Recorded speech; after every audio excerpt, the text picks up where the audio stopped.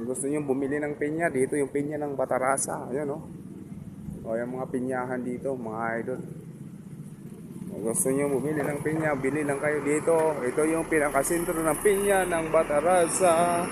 Dito lahat sila, mga idol. Ayun.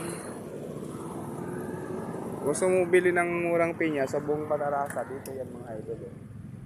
Yan, dito yan. Makakabili ka lang dito ng tatlo 100 o apat 100, depende sa laki. Yan, yung mga pinya na yan. Dami talaga yan dito. Dito talaga yan. Magandang klaseng pinya talaga yan. Oh, may malalaki pa.